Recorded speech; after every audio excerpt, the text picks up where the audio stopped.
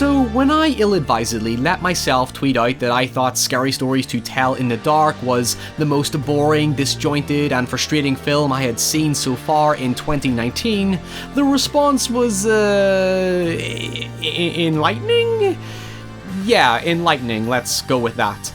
To be honest, I wasn't actually all that surprised at the response, but at the same time, I also did not expect it to be as feverishly beloved as it seemed. And the thing is, now that I've thought about it for so long, I have a fairly strong feeling that response had more to do with the hype than the execution, because ever since its release, I have virtually heard nobody really mention it, at least not to the same extent that its hype train initially perceived it as. You see, I think this is a film that is solely a product of nostalgia for a book that most people only remember for Stephen Gamel's haunting illustrations, and not because of the quality of its overhyped stories of famous urban legends that have fizzled into the flurry of pop culture derivatives. And let's be honest here, bar the sincere few, when the film was announced, suddenly everybody jumped on the bandwagon and started obsessing over the book as if it had scarred their childhood, even though until then, again, I rarely heard anyone ever bring it up before. So, as I was going over all the horror films I saw in 2019, I thought to myself maybe I was just in a very crabbed mood when I first saw it, and was actively looking for something to target because I hate hype culture so much that I adamantly try to go against it as much as possible. And then when I finally rewatched it, I realized to myself, yeah, I was not harsh enough. Let's talk about it.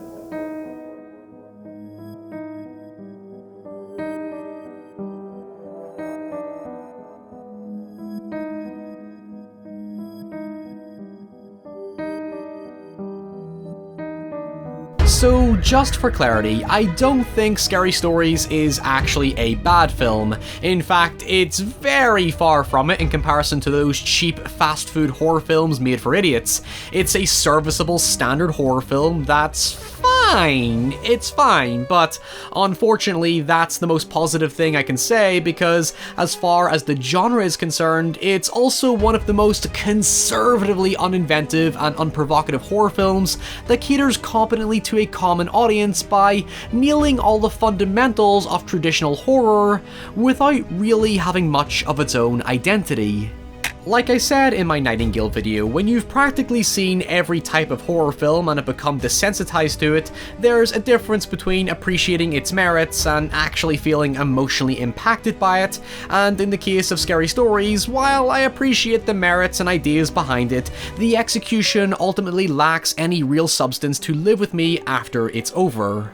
As obviously snobby as it sounds, while it does not necessarily do anything wrong, it's the epitome of a studio stock film that panders some illusion of nostalgic connection to a book by simply replicating a few of the stories and Gamel's illustrations without much finesse or originality. You've seen this story and execution a million times before that it just becomes this painful box-ticking exercise. Tense generic stock music, a spooky house with no aesthetic connection to reality, oblivious kids acting quirky, the one precocious kid with family trouble, the raging psychopathic Stephen King style bully, the cliched music box and library archives, the blind black woman who is meant to give exposition but it goes nowhere, and a tragic tale of unspeakable evil that's just flat boring and uninspired. And if you have any of those on your bingo card, you can down your fucking drink. For a book consisting of only independent short stories and no connecting tissue, instead of a simple anthological approach where it could have easily have taken the ABCs of Death or VHS route, the film desperately tries to shoehorn in a textbook template evil ghost story to loosely tie its fairly weak stories together. Hell, if you remove the presence of the book entirely, it's pretty much its own independent film that could make just as much sense fitting into something like the Conjuring universe if you really wanted it to. That's what I mean when I say it's a studio stock film. It does have a lot of material to work with, but uses so little of it that you question why it uses any of it to begin with, other than to sell it as something more than just another contrived ghost story padded to fit a theatrical runtime. Del Toro did say the reason for it not being an anthology was because of the fear that all the stories would live in the shadow of the best one, but that logic does not just suddenly go away because you decide to throw some sort of narrative bedsheet over over it. All it does is make the transitions between stories feel inorganic, that they actually end up like a weird disconnected interlude that messes with the pace of the overall story. As a general summary, a group of kids find an ancient spooky book of short stories written by Sarah Bellows, who was rumoured to have written it with children's blood and cursed it so that those who come into contact with it are written into her stories, where an evil force consumes them because fuck you, evil doesn't need a motive. Well, that isn't true. I mean, the film just does a very poor job at explaining it, as Sarah is seeking vengeance for her torture at the hands of her family, who apparently poisoned the town's water supply with mercury for some reason, and she wanted to expose them. So why she's taking it out on kids? Who the fuck knows? It's just an arbitrary reason to establish a narrative hook to keep you engaged in the drama. And don't get me wrong, I appreciate the effort and all, but it's ironic that all this effort to build a grander sense of mystery sucks much of the fun and enjoyment out of, you know, the horror stuff. I guess it would be more forgivable if the horror sequences themselves were remarkable, but they're really not. I agree the creature designs are cool, but they're still underwhelming recreations of Gamel's illustrations that are more effective in the book because of their creepy illustrative form and composition, kinda like how Junji Ito's illustrations do not exactly translate all that well into anime, as described by Super Eye Patch Wolf in his video. Sometimes mediums just do not adapt well. It's not that they do a poor job necessarily, it's just that they're relatively ineffective outside the context that makes them work in the first place. Like how the weeping angels in Doctor Who, for example, are less scary when we eventually see them move. I mean, part of what makes them scary is that we can see them move, you fucking dumbasses. Like I said in the beginning, the fundamentals of horror are all there, but like with many of Del Toro's produced projects, they're so old-school traditionalist that they feel outdated if you're familiar enough with the genre. And don't pull the whole "it's a homage to the genre" because that bullshit only works so much before it becomes an excuse for derivative execution without applying your own ideas. I will say the Harold story has by far the best climax because it's the only one that somewhat subverts your expectations. Sure, while the setup is shamelessly predictable, at least it redeems it by having this harrowing close-up of the bully gradually turning into a scarecrow. It's incredibly well framed and in your face, and I love it. And after waiting over 30 goddamn minutes for something like this to finally happen, I thought, okay, now we're talking, we're just building up to the true horror. Well, nothing else ever comes even a fraction close to it. I guess the jangly man breaking the sheriff's neck has a good kick to it, but the jangly man himself only compounds a major tonal inconsistency with the film that comes down to what I think is the film's major problem. Who is this movie actually made for?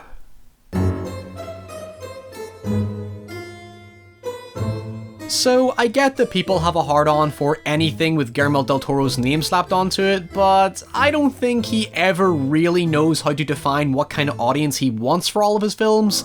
He treads an extremely fine line between dark fantasy and horror, both for children and adults, and rarely does he really find a middle ground. Like Pan's Labyrinth, for example, was marketed as this edgy fairy tale for children, but then it starts dealing with subject matter that is clearly more suited for adults. And this is where things get complicated. In the US, this film released as a PG-13, so parents are strongly cautioned that the content may not be suitable for anyone under 13, meaning in that context, me saying the film is too traditional, predictable, and not scary could be to do with the fact that the film isn't technically for me, but for younger audiences less accustomed to horror. But then again, I don't buy that because in the UK, it was released as a 15, the British equivalent to an R rating, meaning the alleged demographic could not actually see it, so there's a clear accessibility issue with the tone of the film. You would think, since it is adapted from a kid's book, that would clarify its intentions, but granted, while the BBFC are a bunch of pussies, a discrepancy like this is something producers usually prepare for because, to be fair, there isn't anything truly shocking in the film other than general fear, and technically none of the kids die, so there is a content loophole. However, even with this taken into consideration, if the film was trying to avoid a potential adult rating because it was targeting a younger demographic, it's like cutting off your your nose to spite your face because it stops the film from doing anything genuinely provocative or obscene. And that's what the film is kinda missing. There's no bite to any of it. It's trying to be as inoffensive as possible that yes, it's broadly effective to a mainstream audience of common moviegoers, but as a horror-centric production sold as this true horror lover experience, it's actually quite alienating in how safe it is. I know people say less is more and oh, they're looking to leave it to your imagination. Well then, why show us something as brutal as this? Or this? But then leave other outcomes fairly withered in comparison. I think it's likely an antagonist thing for gratification and acting sensitive for the protagonists, but then it doesn't make the main villain any more terrifying, especially considering the bitch keeps changing the rules of the game. Oh, she controls the narrative and so there's no escape, but then there's a bit of oversight when the heroes intervene. My sister's gone. No, she's not. She survived. Make your fucking mind up, movie.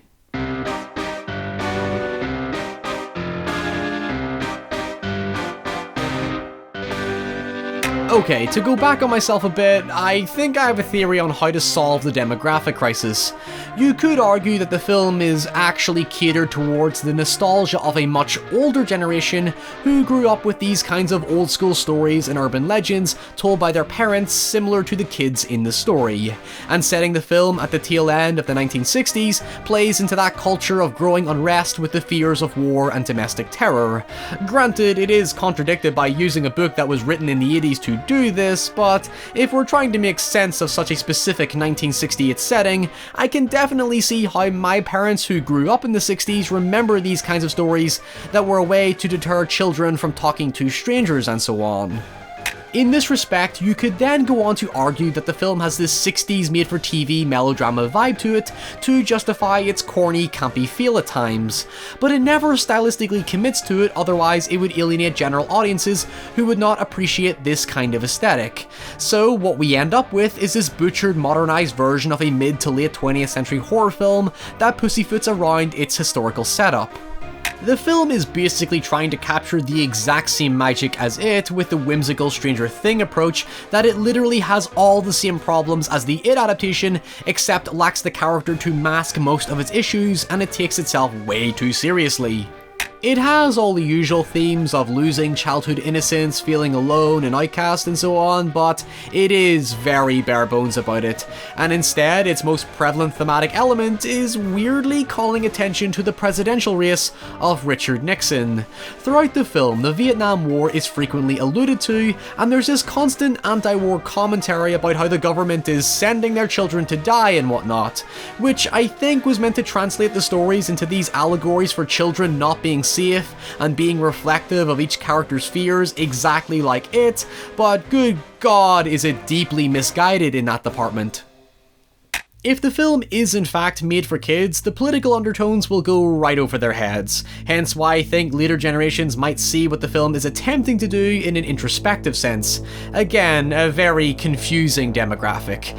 It culminates in this reveal that one of the kids, a drifter who is racially discriminated by the sheriff, is a Vietnam draft dodger who doesn't want to go to war because his brother died there and his body was sent back in pieces.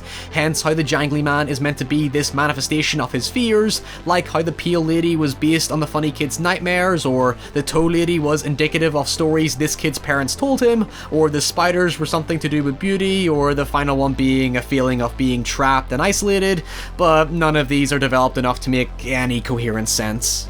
But then the film decides to end with the most jarring U-turn where the kid decides to re-enlist. So now it's inadvertently pro-war because his entire character arc was about overcoming his fears, so he was brave enough to go to fucking war? What? It sends such a bizarrely confused mixed message, and while it seems like I'm overthinking it, because I probably am, the prevalence of Nixon is so recurring that you can't help but assume it must have some sort of relevance. Bluntly speaking, Scary Stories to Tell in the Dark is just pretentious for what it is, and that's kind of a Del Toro thing, where themes are sometimes used to overcompensate for the traditional horror and fantasy elements that simply aren't scary. I know Del Toro didn't direct it, but it has his hands all over it that it tries to be way more than it ultimately is. This is a Netflix miniseries concept misjudged for cinema. It's basically what Are You Afraid of the Dark is, but manufactured to suit the sensibilities of the big screen. Believe it or not, there are 6 stories crammed into this, yet it never feels that way. There's very little time devoted to developing any story or character, and considering how much time is spent on the central conflict, this could have dropped the Scary Stories angle entirely, but then again, it would have lost all emotional value to the people who want to see the book adapted on screen. I give it credit for not being entirely shameless, because it does try to at least build the stories around something rather than just being a soulless cash grab, but it does so at the expense of anything truly meaningful or remarkable. I know I've been unreasonably bitter about this, but it's hardly the love letter it thinks it is, despite how much I really wanted it to be. It's drowned in tropes and cliches disguised under the pretense of homage to childhood horror stories, even if I'm a hypocrite for liking other movies for practically being the same thing. There are significantly worse horror movies out there that deserve greater lambasting, but to see other films get a pass because of established names that have a fan base doesn't excuse how soft pop culture can make a genre. For supposedly being Scary Stories to Tell in the Dark, honestly, I would find it much scarier if you just ignored the stories entirely and left me in the dark, alone. Sulking over petty shit, I guess.